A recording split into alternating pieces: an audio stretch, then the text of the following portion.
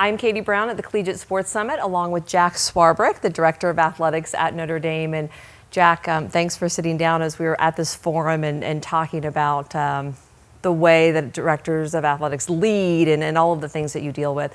What are your guiding principles that you really live with day in, day out at Notre Dame? Well, we have 5 values that we try and organize the entire business around. And I guess the most important part of that sentence is the discipline of making sure those are integrated into everything. Mm-hmm. So when someone comes to me with a new initiative, I'll say, tell me which of the 5 values it serves. Or when we have a tough decision to make, help me understand how you think the values implicate that. And the discipline of that, it's less about what the values are as the discipline to integrating them into everything they do. Is it part of your personnel evaluation?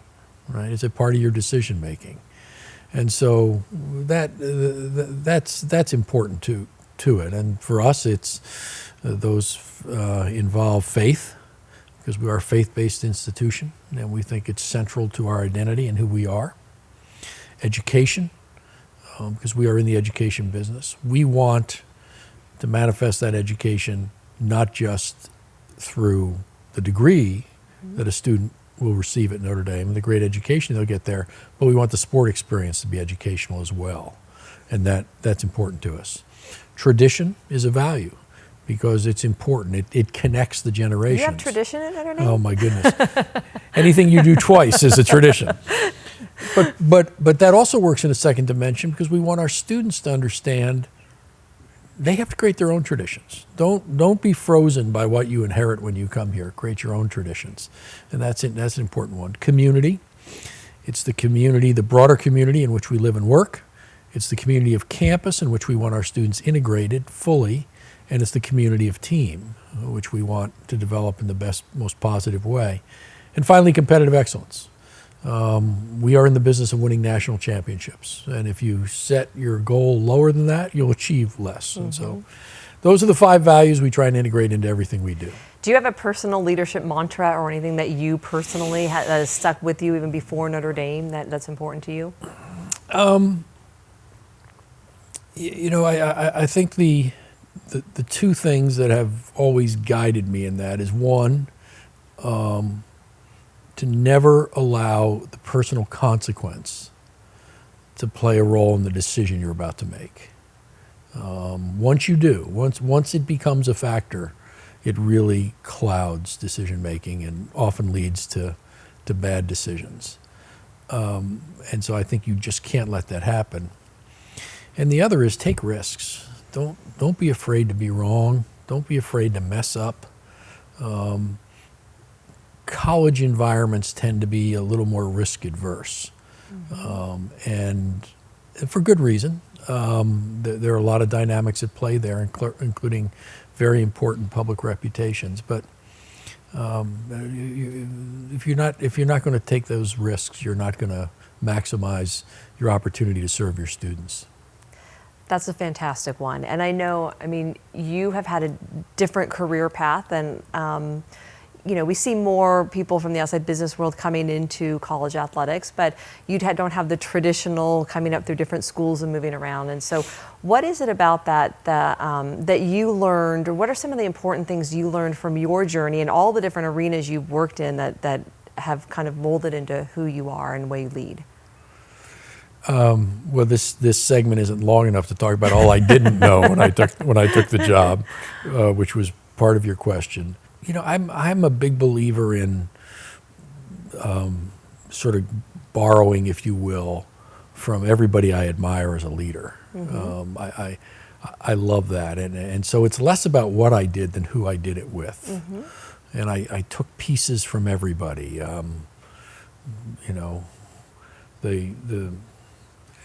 The lawyer a mentor who made the point to me once that a work product can never leave the building unless it's exactly what you want it to be, right? It can't be 90% of what you want it to be. It has to be 100%. And so establishing those standards becomes really important. It's understanding that the best things you can do are the things that have the broadest impact, not necessarily produce the biggest gain or the highest recognition, but can you change communities? Can you impact a large group of people? Customer clarity. One of the things most struck me when I took this job was terrible confusion in our athletic department as to who our customer was, because you have so many constituents on a college campus, right? And so achieving the clarity that it's just our students. Everybody else matters, but our customer is the students we serve helped us a lot, I think. And then there are just a lot of value-related ones, like ethical conduct, being honest with people, even when that's hard to do.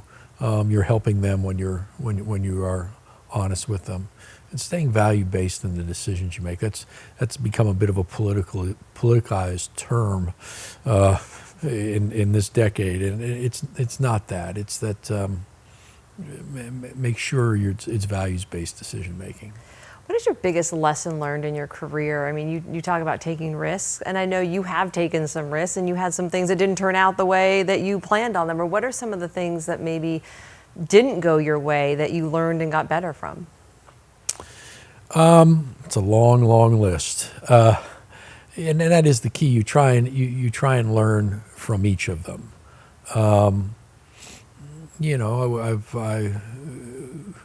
I've made some employment decisions, some hiring decisions that were wrong, and as I look back on it, the rigor was insufficient. It wasn't that it was something I couldn't have known or couldn't have discovered. It was that I didn't apply the adequate rigor. Failure often is attached to me when I lose the focus of allocating my time appropriately. Chairman of a Fortune 100 company, I was in a conversation with once, and I asked him, to give me one piece of advice that I could take away from my conversation with him. And he said that every day there were 100 things that commanded his attention, and his job was to ignore 97 of them. And I was always struck that he didn't say my job was to only pay attention to 3 of them. He said my job was to ignore 97 of them. And having the discipline to do that, realizing that in this position, for any chief executive officer of a business, you have to maintain the discipline to do the things for the business only you can do. If you are not spending your time being strategic, if you are not spending your time being focused on the client experience, maybe no one else will, and then you'll be in real trouble. So then obviously as part of that, you're empowering your people to do those other 97 people who need to be taking care of those things. Absolutely, yeah, and trust them. One of the struggles we've had culturally when I came into the business was my executive team wasn't comfortable with that model. And so I stopped answering their emails. Really? Yeah. And that created a different frustration. But my point was, you're going to have to act. And let's see if I don't give you the guidance if you will act. And the thing I stressed was, I may hate the decision you make, and you've got to be comfortable with that. That doesn't mean you shouldn't have made it, or that I should have been consulted in advance. You and I will talk about afterwards why I didn't like it, and we'll come to an understanding of why you had a different view. But don't hold up the decision waiting for me. How do you handle getting feedback for yourself? Because that obviously is critically important, is to make sure that you are getting candid feedback. Right. How do you make sure that happens? The first is being careful to segregate sort of from whom you're getting the feedback, right? So I want to know what our students think. And so we survey them about their experience in a host of ways. That's important. I want to spend time with them. You better spend time with your primary customer, and they are mine. And so that helps me understand their experience, but also their view of how I'm doing and whether I'm meeting my commitments to them. I want to make sure my boss is giving me that feedback, and so make sure we have the opportunity for him to do that. And then make sure you've created a structured forum for other people to do it. Those two, our students and my superiors, are my most important in a sense, but create a forum for everybody else to do it. So I'm a big fan of 360-degree reviews. You learn so much from them.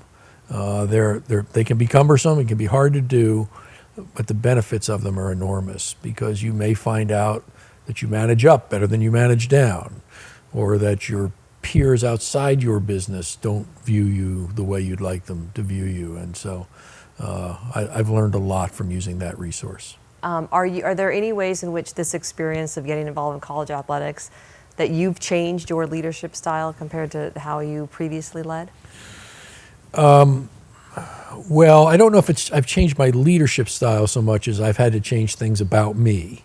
And I suppose that impacts my leadership style. So I did a lot of public things, but nothing prepares you for the bright light, the public scrutiny you're under at a place like Notre Dame when you're the director of athletics. So you've got to learn to be thick-skinned. Thick-skinned. You know, and in my professional life, in 28 years before that, you didn't have that level of scrutiny. And so that public dimension and that ability, it's a very interesting dynamic for us, because you want to hear it, right? You want to read all those angry letters or those people who are upset with a decision you've made, but you can't be impacted too much by it. You try and sift out the things that are factual and ignore the things that aren't. So that's something I had to learn. By far the hardest thing for me to learn in this job relates to the impact of social media. My instincts every time are to defend our students when I know what's being said about them is wrong, and is sometimes incredibly hurtful. But I've had to learn in this environment, you cannot do that. There are two consequences if you do. One is you extend the story, right? You give it more traction than it deserves. And the second is, if you take any one on, you have to take them all on. So if I respond that something is absolutely libelous about four occasions on which our students were talked about, and I don't say anything about the fifth, I validated the fifth.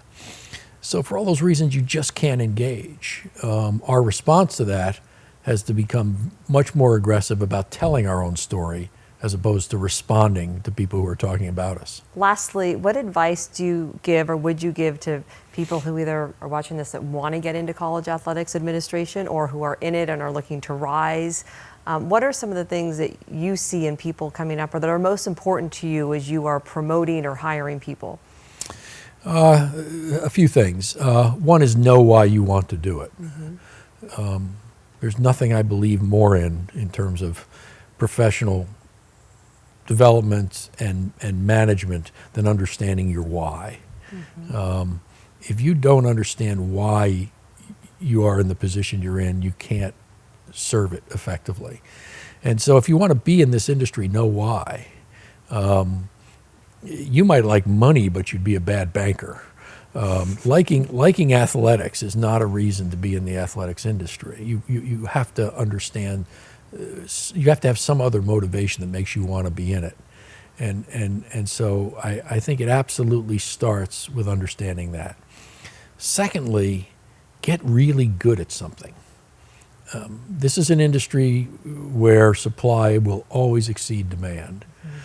And so you have to be able to articulate to me or another athletic director or a president of an NFL franchise or whomever it is what your unique skill is. And I say all the time to young people who, I say, you don't have to start in this industry. Go to another industry and be really good at it. And those skills will transfer, but become an expert, become really good at what you do.